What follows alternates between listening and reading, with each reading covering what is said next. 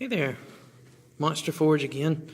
I decided to do something a little bit different today. I wanted to have a comic book review because I've kind of gotten thrilled about new comics again. I've been for the past few years. I've just been collecting mainly older comic books because newer comic books have been kind of tough. They're expensive for one thing. A standard issue nowadays is like $4, and I haven't been happy with them. Comic books don't feel like old comic books, and that's fine. If you like the stuff coming out now, that's fine. That's just not my bag, but I am really happy to support this publisher. This is a comic book from Alterna Comics. They're a comic book publishing company out of New Hampshire, I think, run by a gentleman named Peter Samedi. Peter Samedi he's just a really super nice guy, real sweet dude, loves comics, and absolutely and totally loves and appreciates his customers, which is a big thing. Anytime I buy anything, I like being appreciated. You know, the fact that I am contributing to someone's way of life or income or, quality of life. I like being appreciated because I like it when people buy stuff from me. I appreciate customers, and that's the way it just should be. You should have some respect for your customers, your fans. It's not that hard a thing to do, but Peter Samedi seems to do it to the extreme. Anyway, on with this. It came out on a Wednesday. It's a double-sized anthology that Alterna puts out. And if you don't know anything about Alterna, I think Alterna has been in business for like 12 years now. I only heard about them this past year. I watched a video review of one of their comic books, Scrimshaw #1, and that was when I was introduced to the idea of, wow, comic books that are affordable again. Good quality comic books too. Here's what's different with Alterna than most other comic book publishers. It is printed on newsprint. Yes, glorious, lovely, delicious smelling newsprint. Just like comic books were when I was a kid.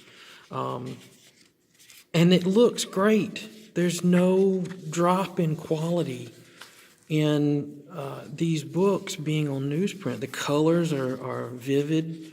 The artwork, the line work looks great. I don't want to show you too much of this story. I don't want to show you the end of it. The color looks good. The black and white stuff looks great.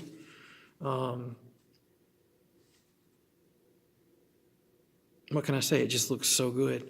But this anthology, it came out on a Wednesday. It's a play on the idea of at comic book shops, Wednesday is the day that new comic books come in, and so it came out on a Wednesday, which this book would probably come out on a Wednesday.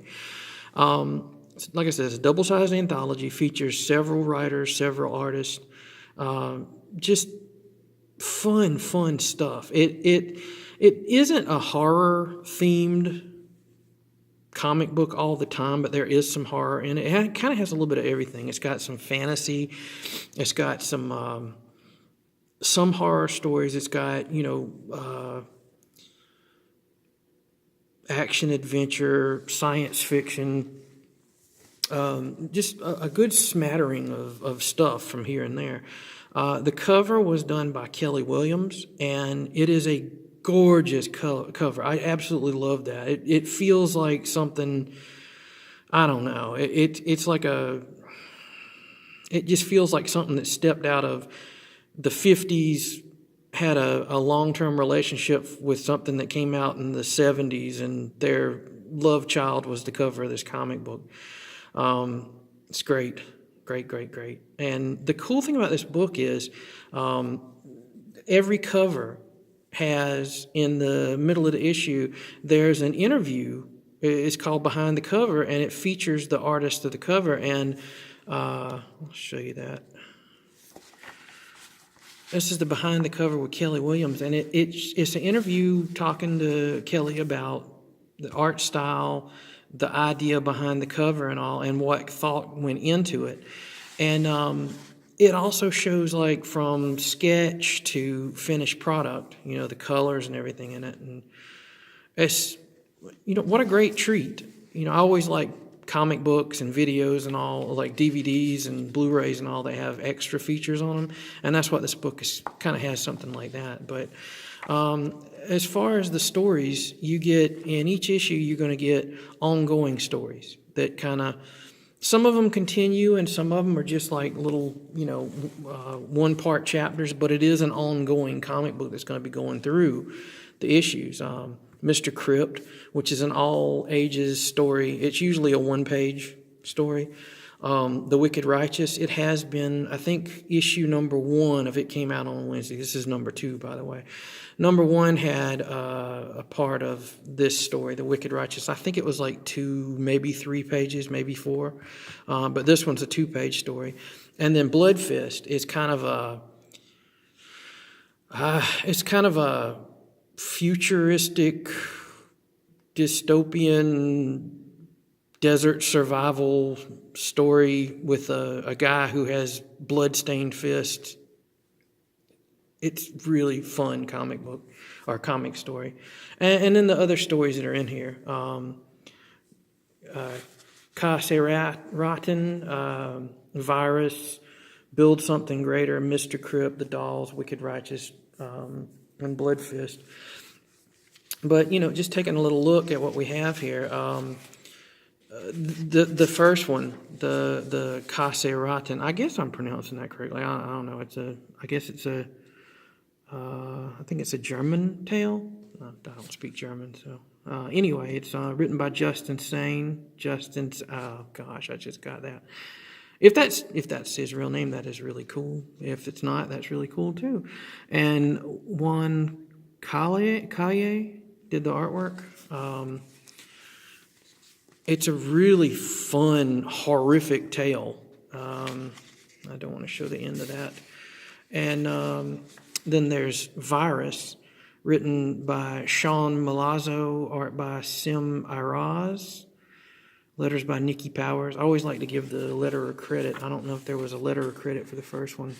It doesn't say. But I always like to give letterers credit because they have a big job too. They're without them, you'd have an artist's shaky hand or something. I don't know. I'm not offending anybody. Build Something Greater is a really cool story with robots and a robot hunter. It was written by Chaz Pangburn with art by Nico Leon, and it's beautiful. The artwork is gorgeous in this thing.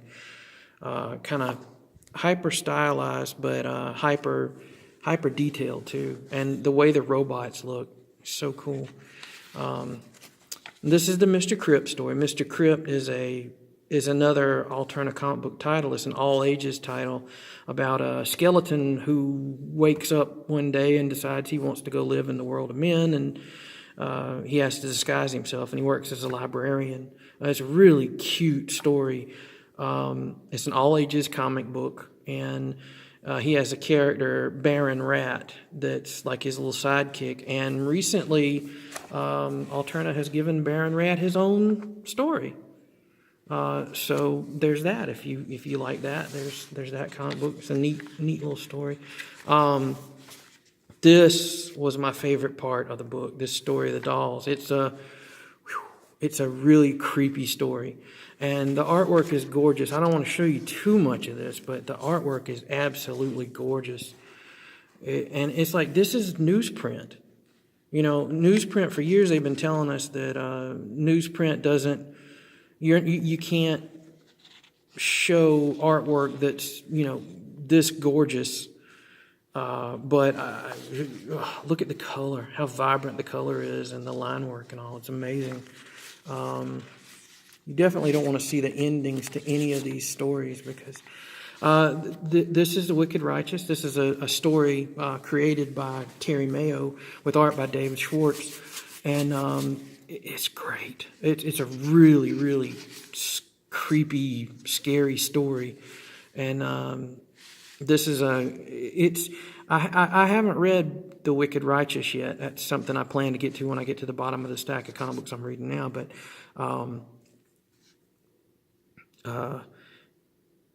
it looks really good. It's something that, I don't know if this is it's called Wicked Righteous Genesis, and I think this might be like stuff leading into the story that the comic books will have. But yeah, it looks really good. And we come to Blood Fist. And Blood Fist is this big, beefy meat house of a guy and his little friend as they go through the desert, and they have some crazy, wacky science fiction adventure. And I can't show you anymore because the end of this thing is just crazy. It's a fun romp, and I highly recommend it. It continues from the first issue it came out on a Wednesday. But I mean, you get all these stories with beautiful artwork, and it's made by people that really love what they're doing, and it's published by a guy who definitely loves what he's doing.